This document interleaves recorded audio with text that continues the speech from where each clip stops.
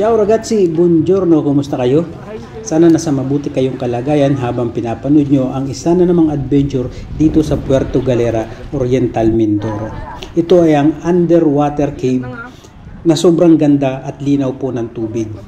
Kasama ko nga po pala dito ang aking mga kaibigan na mula pa sa Peru, pero kasama ko po sila dito sa Italy at sila po ay sumama sa akin sa Pilipinas para magbakasyon din. Kahit nakailang ulit na ako na pumunta dito sa Puerto Galera, pero first time ko na mapuntahan itong underwater cave. Kailangan mo sumakay ng bangka para makarating ka dito. Kailangan mo ng helmet or magsuot ka ng helmet na provided nila dahil sa pagbaba dito ay medyo delikado at na pwedeng mauntog ang iyong ulo. Meron namang mag-a-assist sa'yo dun at nagbubuluntary din na pwede mo silang taga-picture. Nasa sayo na kung bigyan mo ng tip pag nabaitan ka. Para din naman isipin na napakakuripot naman ng mga turistang ito. At pagbaba mo dito sa tubig ay napakalinaw, napakaganda. Pero may parte dito na dadaanan ka na medyo madilim. So, susundan mo na lamang yung liwanag. At kailangan ingat-ingat ka din dahil nga pwede kang masaktan or mauntog kahit na meron kang helmet. Pwede kang mapauntog diyan sa mga wall or sa mga bato-bato na nasa gilid. So, ayan, napakaganda dyan na pag nandiyan ka sa loob. Napakalinaw ng tubig. Para bang na sobrang linis ng tubig diyan. So ayun, ito yung view kapag nandito ka sa baba at yung butas na kung saan ka bababa na meron diyang hagdan na bababa ka. Dito pipicturean ka nung nag-a-assist doon or nung kausap mo na pwedeng magpicture sa'yo.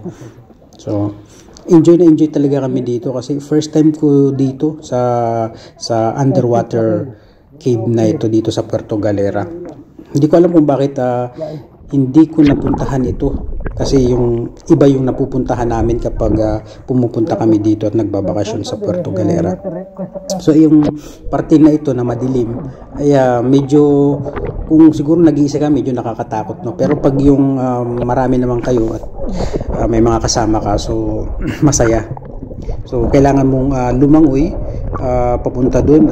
May time na kailangan mong ilubog talaga yung ulo mo dahil napakalapit noong tubig doon sa pinakang taas or doon sa pinakang bubong nung cave, doon sa pinakang anong ba ang tawag doon, yung pinakang bubong niya. So malapit na siya doon, kaya kailangan mong lumangoy na nakalubog yung iyong ulo, lalo na siguro kapag medyo high tide, talagang mas malalim siya. So dito ay dahan-dahan kayong lalangoy papunta dun sa liwanag, susundan mo yung liwanag. Maiksi lang naman din, hindi naman siya yung kahabaan. So pagdating dun may makikita ka na yung mga butas-butas at nandun na nga yung mga liwanag.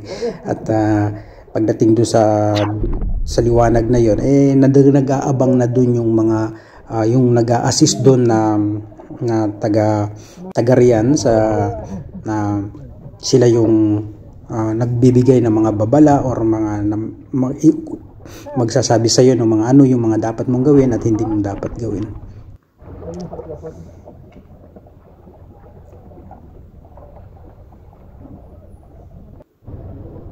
Madali lang siya, mga ilang minutes lang din naman kaya abutin dyan ng mga 30 minutes, siguro mga 20 minutes tapos nyo na yan kung mabilis. Tumatagal lang naman kasi nag-i-stay ka doon tapos mag-picture ka at enjoyin mo yung mga bawat details ng cave at ang tubig. Ayan, at dito sa puntong ito ay kami palabas na diyan, lumalabas na at siyempre bago lumabas ay di picture ulit. So ayan, dito naman sa labas nandiyan na yung mga maraming mga nagtitinda diyan. Meron nga buko, itong paborito ng lahat, ang buko na napakasarap. Hindi ka magugutom kahit mag-stay ka dyan ng matagal, okay lang kasi nga may mga pagkain na dyan na pwede kang bumili. So habang hinihintay mo or habang hinihintay ka nung bangka na inyong sinakyan,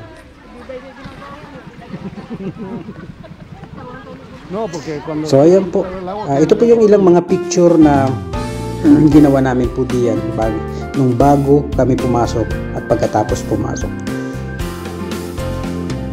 So maraming salamat po sa inyong panonood. Hanggang sa muli, sa mga abangan nyo po yung iba po pong i-upload na mga video, mga adventure. Meron pa po tayong mga i-upload dito po sa Puerto Galera at sa Boracay. Maraming salamat po and bye bye, ciao, arrivederci.